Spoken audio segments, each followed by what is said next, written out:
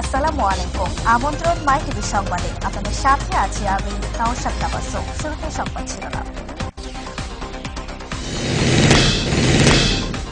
বগুড়া শিবগঞ্জের দীর্ঘদিন সংস্কার না হওয়ায় ৯ কিলোমিটার সড়কের বেহাল দশা, দ্রুত মেরামতের দাবি ভুক্তভোগীদের।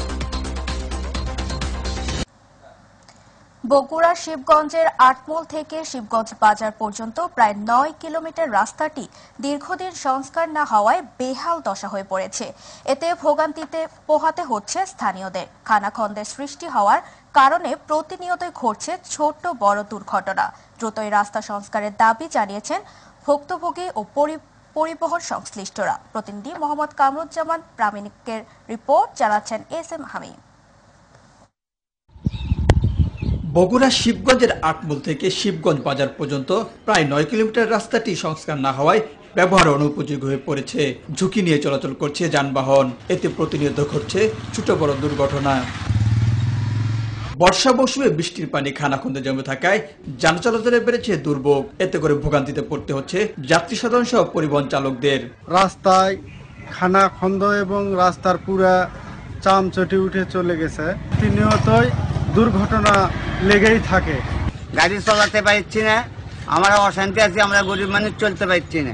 উপজেলা চেয়ারম্যান দেখে গেল এই ড্রেন করবে, এই রাস্তা করবে, এই বলে তার কাজ অসমাপ্ত, এখন পর্যন্ত কোনো কিছু হয়নি।